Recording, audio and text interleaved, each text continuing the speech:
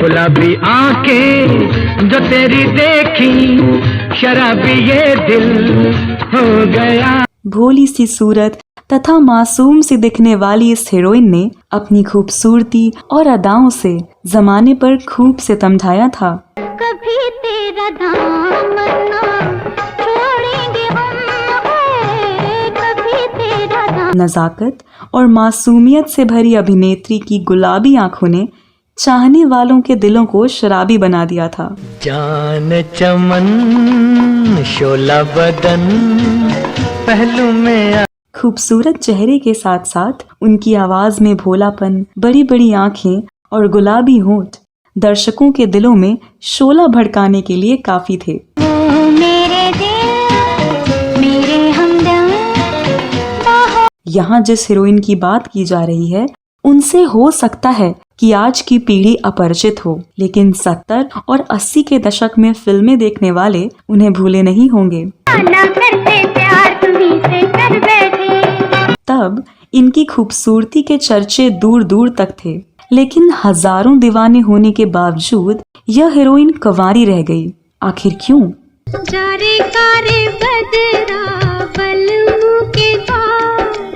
पर्दे पर अपने अभिनय से दर्द टपकाने वाली इस हीरोइन का जीवन बेइंतहा दर्द से भरा रहा था।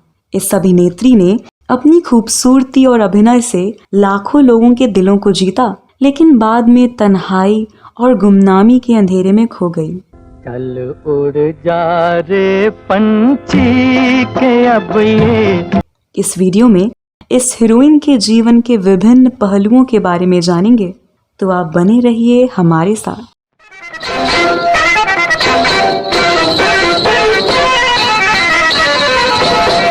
नमस्कार दोस्तों, मैं आपकी दोस्त और होस्ट स्तुति। सुनहरे दौर की फिल्मों, गीतों और फिल्मी हस्तियों के बारे में जानी अनजानी जानकारियां देने वाले हमारे चैनल गोल्डन मेमोरीज में आपका स्वागत है। इस वीडियो में जिस हीरोइन की चर्चा हो रही है यह थी 70 और 80 के दशक की मशहूर अभिनेत्री नंदा।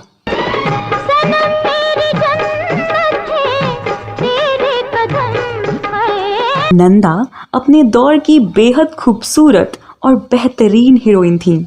जब बॉलीवुड में नंदा ने काम करना शुरू किया था तो उनकी छवि छोटी बहन की बन गई थी। हालांकि 5 साल की उम्र में उन्होंने काम करना शुरू भी कर दिया था। उस दौरान वह लीड एक्टर की छोटी बहन का किरदार निभाया करती थी, लेकिन बाद में वह इस इमेज से बाहर आ गईं और उनका शुमार चोटी की हीरोइनों में किया जाने लगा।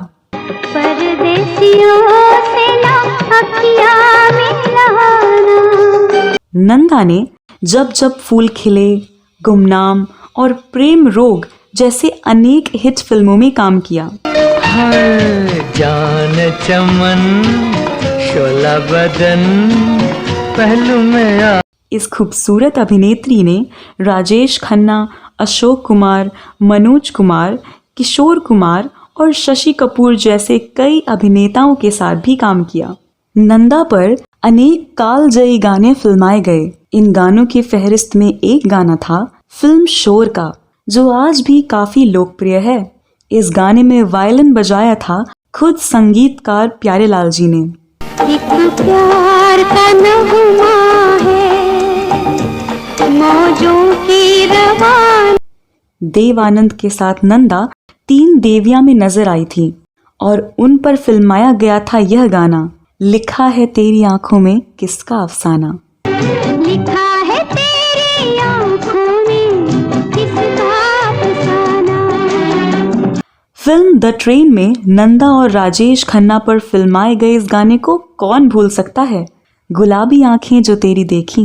गुलाबी आंखें जो तेरी देखी, शराबी ये दिल हो गया। नंदा का जन्म 8 जनवरी 1939 को हुआ था। 10 साल की उम्र में ही वह हीरोइन बन गई थी नंदा। लेकिन नंदा की फिल्मों में एंट्री की कहानी बड़ी ही दिलचस्प है। साल 1944 में जब वह मात्र 5 साल की थी तो एक दिन जब वह स्कूल से लौटी तो उनके पिता ने कहा कि कल तैयार रहना, फिल्म के लिए तुम्हारी शूटिंग है, इसके लिए तुम्हारे बाल काटने होंगे। बता दें कि नंदा के पिता विनायक दामोदर कर्नाटकी मराठी फिल्मों के सफल अभिनेता और निर्देशक थे। बाल काटने की बात सुनकर नंदा नाराज हो गईं। उन्होंने कहा, मुझे कोई शूटिंग नहीं करनी। बड़ी मुश्किल से माँ के समझाने पर वह शूटिंग पर जाने को राजी हुई। वहाँ उनके बाल लड़कों की तरह छोटे छोटे काट दिए गए। इस फिल्म का नाम था मंदिर। इसके निर्देशक नंदा के पिता दामोदर ही थे। फिल्म पूरी होती इससे ही पहले नंदा के पिता का निधन हो गया। घर की आर्थिक हालत बिगड़ने के चलते नंदा के छोटे कंधों पर जिम्मेदारी का बोझ आ गया और मजबूरी में उन्हें फिल्मों में अभिनय करने का फैसला लेना पड़ा। चेहरे की सादगी और मासूमियत को उन्होंने अपने अभिनय की ताकत बनाया। फिल्मों के साथ साथ वह रेडियो और स्टेज पर भी काम करने लगी। अपने नन्हे कंधों पर परिवार की जिम्मेदारी उठाती हुई नंदा महज 10 साल की उम्र से ही हीरोइन बन गई। नंदा ने वर्ष 1955 तक बाल कलाकार के रूप में ही काम किया, लेकिन जब नंदा किशोरावस्था में थी तो निर्माता निर्देशक शांताराम राजाराम वानकुंद्रे ने उन्हें एक शादी समारोह में आने का न्योता दिया और साड़ी पहनकर आने को कहा। जब उन्होंने नंदा को साड़ी में देखा तो उन्हें महसूस हुआ कि अब नंदा बड़ी हो गई हैं और उन्होंने बाल कलाकार की बजाय बहन का रोल देने का फैसला किया और उन्होंने 1956 में प्रदर्शित फिल्म तूफान और दिया के लिए नंदा को कास्ट कर लिया। इस तरह हिंदी में नंदा ने बतौर हीरोइन 1956 में फिल्म तूफान और दिया से काम करना शुरू कर दिया। अब वह बेबी नंदा के बजाय नंदा के नाम से जाने जाने लगी। इस फिल्म की सफलता के बाद उन्हें कई फिल्मों के लिए बहन की भूमिका मिलने लगी, लेकिन उन्हें पहचान मिली 1957 में प्रदर्शित फिल्म भाभी से, जिसके लिए बेस्ट सपोर्टिंग एक्ट्रेस के रूप में उनका पहला फिल्म फेयर नॉमिनेशन हुआ। इस फिल्म में मोहम्मद रफी का कालजयी गाना नंदा पर ही फिल्माया गया। गाना था चल उड़ रे पंछी। भूल जा अब वो मस्त हवा, वो उड़ना डाली डाली। 1959 में नंदा ने फिल्म छोटी बहन में राजेंद्र कुमार की अंधी बहन का किरदार निभाया था। उनका अभिनय दर्शकों को बहुत पसंद आया। उस दौरान लोगों ने उन्हें सैकड़ों राखियां भेजी थीं। इसी साल राजेंद्र कुमार के साथ उनकी फिल्म धूल का फूल सुपरहिट रही। इस फिल्म ने नंदा को बुलंदियों पर पहुंचा दिया, लेकिन बहन के रोल ने उनका पीछा नहीं छोड़ा। नंदा एक बार फिर 1960 की फिल्म काला बाजार में देवानंद की बहन बनी। नंदा ने सबसे ज्यादा 9 फिल्में शशि कपूर के साथ की। यूं रूठो ना हसीना, मेरी जान पे बन जाएगी। उन्होंने उनके साथ 1961 में चार दीवारी, 1962 में मेहंदी लगी मेरे हाथ जैसी फिल्में की, लेकिन उनकी सबसे बड़ी हिट फिल्म थी 1965 की जब जब फूल खिले, जिसमें उनके साथ शशि कपूर लीड रोल में थे। इस फिल्म में नंदा ने एक ग्लैमरस वेस्टर्न लड़की का रोल किया था। परदेसियों से ना अखियां मिलाना। इसी साल उनकी एक और फिल्म सुपरहिट रही, गुमनाम, जिसने उन्हें टॉप की हीरोइनों की पंक्ति में शामिल कर दिया। वो मेरे दिल मेरे हमदम बाहों में आ जा। 1960-1965 के समय वह नूतन के साथ दूसरी सबसे ज्यादा मेहनताना पाने वाली हिंदी एक्ट्रेस थी। उन्हें मराठी, हिंदी और अंग्रेजी भाषा में महारत हासिल थी, लेकिन कई हिट फिल्में देने के बावजूद नंदा की अभिनय प्रतिभा का सही इस्तेमाल कम ही किया गया। शायद उनके अभिनय का पारखी निर्देशक उनकी किस्मत में नहीं था। नाजुक, छुई मुई और प्यारी सी लड़की की छवि को तोड़ने के लिए नंदा छटपटा रही थी। इस छवि को तोड़ने के लिए उन्होंने राजेश खन्ना के साथ 1969 में फिल्म इत्तेफाक में निगेटिव किरदार तक निभाया, लेकिन दर्शक उनका यह रूप स्वीकार नहीं कर सके। तभी उन्हें 1973 में फिल्म नया नशा ऑफर हुई। इसमें नंदा ने ड्रग एडिक्ट की भूमिका निभाई, लेकिन फिल्म फ्लॉप हो गई। अब तक नंदा को समझ आ चुका था कि उनके सहज और स्वाभाविक अभिनय को ग्लैमर का रंग देने की कोशिश में उनकी अपनी पहचान खत्म हो जाएगी। इसके बाद नंदा ने 1974 में असलियत और जुर्म और सजा और 1977 में प्रायश्चित जैसी फिल्में की, लेकिन ये फिल्में भी फ्लॉप हो गईं। उन्हें महसूस होने लगा कि उनका समय खत्म हो चुका है। इसलिए उन्होंने बेहद शालीनता से खुद को रुपहले पर्दे की चकाचौंध से अलग कर लिया। परिवार की जिम्मेदारियां उठाने में उन्हें अपने बारे में सोचने का मौका ही नहीं मिला। वह मशहूर डायरेक्टर मनमोहन देसाई से बेइंतहा मोहब्बत करती थीं। देसाई भी उन्हें चाहते थे। उन्होंने नंदा से अपने प्यार का इजहार भी किया, लेकिन बेहद शर्मीली नंदा मनमोहन देसाई से कभी अपने प्यार का इजहार नहीं कर पाईं और मनमोहन ने किसी और लड़की से शादी कर ली।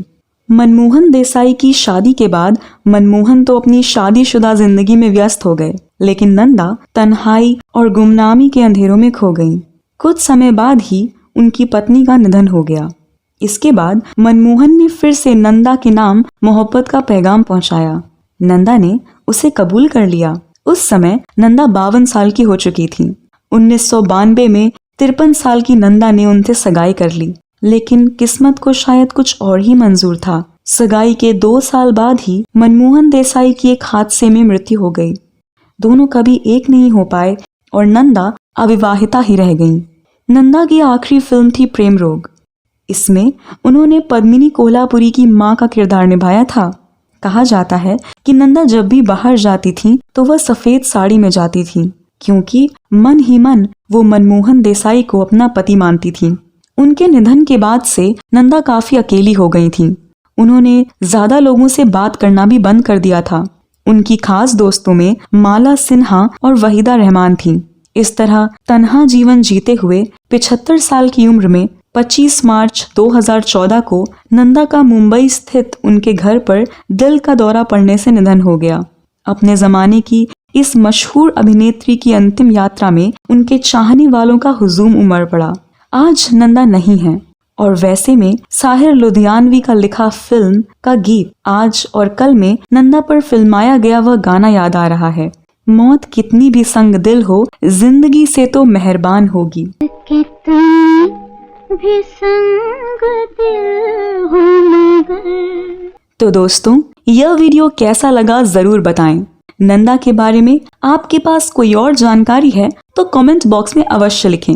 अगले वीडियो में मैं फिर फिल्मों, गीतों और फिल्मी हस्तियों से जुड़ी कोई नई कहानी या जानकारी लेकर हाजिर हो जाऊंगी। अगले वीडियो में फिर मुलाकात होगी। तब तक के लिए नमस्कार।